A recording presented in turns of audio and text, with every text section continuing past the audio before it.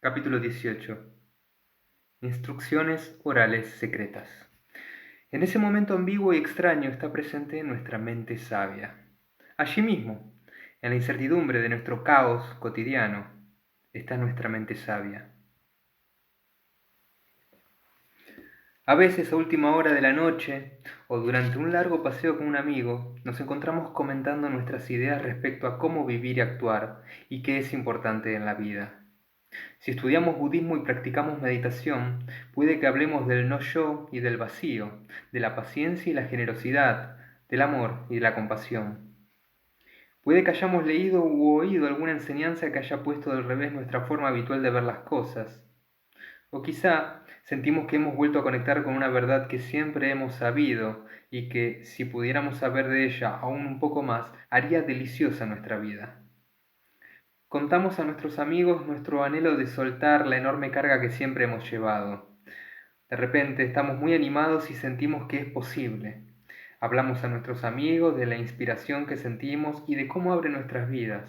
Es posible, decimos, disfrutar de las mismas cosas que suelen deprimirnos. Podemos disfrutar de nuestro trabajo, de viajar en metro, de apartar la nieve del camino, de pagar las facturas y hasta de fregar las vajillas. Pero puede que te hayas dado cuenta de que a menudo hay una discrepancia irritante, si no deprimente, entre nuestras ideas y buenas intenciones y nuestra forma de actuar cuando nos enfrentamos a los detalles precisos y concretos de las situaciones de la vida real. Una tarde iba en autobús por San Francisco leyendo un artículo muy impactante sobre el sufrimiento humano y la ayuda a los demás. La idea de ser generosa y dar mi ayuda a los necesitados me conmovió tanto que me puse a llorar. La gente se quedaba mirando las lágrimas que corrían por mis mejillas. Sentí una gran ternura hacia todo el mundo y surgió en mí el compromiso de beneficiar a los demás. En cuanto llegué a casa me sentía muy cansada tras el trabajo del día. Sonó el teléfono y era una persona pidiéndome si por favor le podía ayudar asumiendo su función de directora de la meditación aquella misma noche. Yo le dije, no, lo siento, necesito descansar, y colgué. La cuestión no radica en si una elección es correcta o incorrecta. Se trata simplemente de que a menudo se nos presenta el dilema de integrar la inspiración de las enseñanzas con lo que significan para nosotros en el momento concreto. Existe una tensión compleja entre nuestras aspiraciones y la realidad de sentirnos cansados, hambrientos, estresados, temerosos, aburridos, enfadados o cualquier otra cosa que experimentemos en un momento dado. Naropa, un yogui indio del siglo XI, un día se encontró inesperadamente con una vieja bruja por la calle.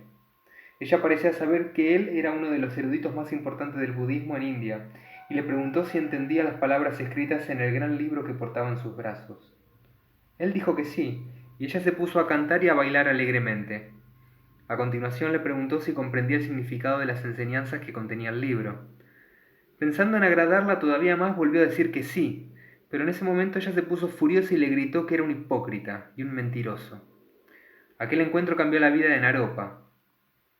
Sabía que la anciana le había pillado.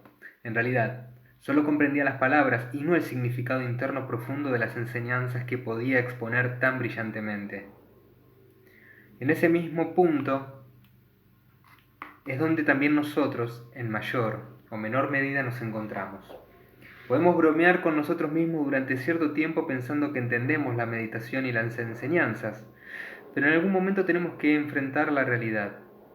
Nada de lo que hemos aprendido parece muy relevante cuando nuestro amante nos deja, cuando nuestro hijo tiene una rabieta en medio del supermercado o cuando nos insulta un colega del trabajo.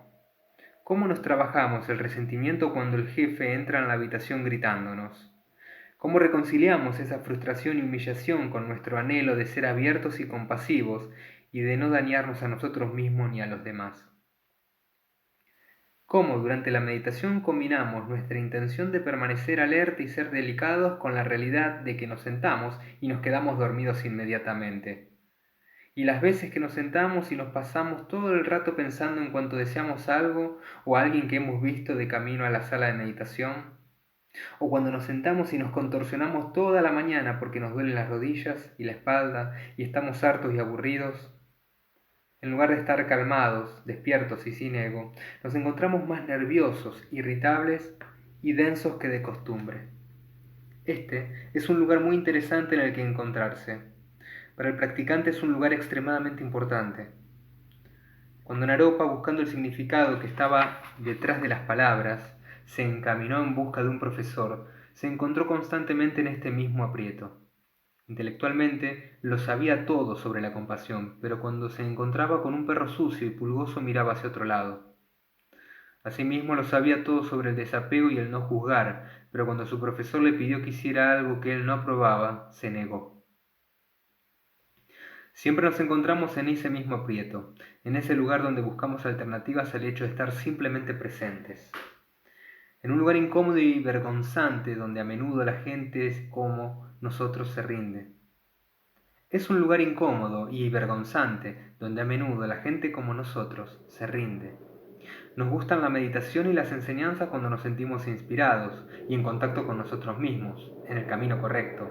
Pero, ¿qué pasa cuando comenzamos a sentirlas como una carga y empezamos a pensar que hemos hecho una elección desacertada que no cumple en absoluto con nuestras expectativas?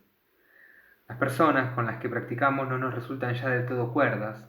De hecho, parecen bastante confusas. La forma de llevar el lugar no es la adecuada, incluso el profesor es cuestionable. Este lugar de aprieto es precisamente el punto, tanto de la meditación como de nuestras vidas, en el que realmente podemos aprender algo.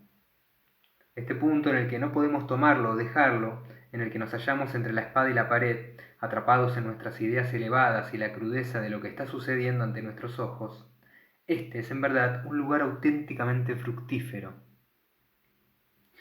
Cuando estamos en un aprieto, nuestra mente suele quedarse empequeñecida. Nos sentimos desgraciados, somos víctimas, casos patéticos y sin esperanza. Pero, lo creas o no, el momento en que nos sentimos atónitos, agobiados o vergonzosos es el momento en que nuestra mente puede agrandarse. En lugar de tocar lo ocurrido como una afirmación de nuestra debilidad personal o del poder del otro, en lugar de sentir que somos estúpidos o que la otra persona es desagradable, podemos abandonar toda queja sobre nosotros mismos y los demás. Podemos quedarnos allí expuestos sin saber qué hacer, simplemente permaneciendo en el sitio con la energía cruda y tierna del momento. Este es el lugar en el que empezamos a aprender el significado que hay detrás de los conceptos y las palabras. Estamos muy acostumbrados a huir de la incomodidad y somos muy predecibles. Si algo nos disgusta, golpeamos a alguien o nos castigamos a nosotros mismos. Queremos sentir seguridad y algún tipo de certeza, cuando en realidad no tenemos lugar donde apoyar los pies. La próxima vez que no encuentres suelo bajo tus pies, no lo consideres un obstáculo en absoluto. Considéralo más bien un notable golpe de suerte. No tenemos suelo bajo los pies y esa misma situación puede suavizarnos e inspirarnos. Finalmente, después de todos estos años, quizá consigamos crecer realmente. Como dijo Trungpa Rinpoche en una ocasión, el mejor de los mantras es Om crece, Swaha. Estamos en continuo cambio. Podemos apegarnos a nuestra seguridad o podemos exponernos como si acabáramos de nacer, como si acabáramos de surgir al resplandor de la vida y estuviésemos totalmente desnudos. Quizá esto suene demasiado incómodo u horrendo, pero por otro lado es nuestra oportunidad de tomar conciencia de que este mundo terrenal es todo lo que hay. Puede que lo veamos con ojos nuevos y al fin despertemos del largo sueño de los prejuicios. Según un antiguo maestro chino, la verdad no es así ni de la otra forma. Es como un perro que anhela lamer un cuenco de aceite hirviendo. No puede dejarlo porque es demasiado deseable y tampoco puede lamerlo porque está demasiado caliente. ¿Cómo actuamos ante un aprieto así? De algún modo, alguien tiene que acabar animándonos a ser inquisitivos con ese territorio desconocido y con la pregunta incontestable de ¿qué es lo que va a ocurrir a continuación? El estado de presencia en el instante está a nuestra disposición en el momento en que estamos en un aprieto. Ese momento extraño y ambiguo es nuestra mente sabia. Allí mismo, en la incertidumbre del caos cotidiano, está nuestra mente sabia. Necesitamos coraje para experimentar y probar este tipo de cosas.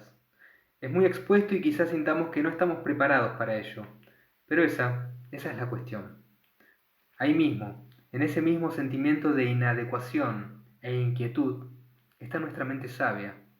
Podemos experimentar, no tenemos nada que perder. Podemos experimentar con el hecho de no dejarnos desplazar por lo que creemos correcto o equivocado y aprender a relajarnos en la falta de suelo bajo los pies. Cuando era niña, tenía un libro lleno de dibujos llamado Vidas de Santos. Estaba lleno de historias de hombres y mujeres que nunca habían tenido un pensamiento agresivo y nunca habían hecho daño ni a una mosca. El libro me pareció totalmente inútil como guía para enseñarnos a los seres humanos cómo vivir una buena vida. Para mí, la vida de Milarepa es mucho más instructiva.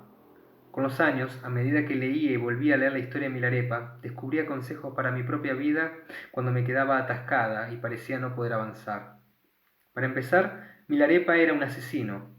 Como la mayoría de nosotros, cuando metemos la pata, quería reparar sus errores.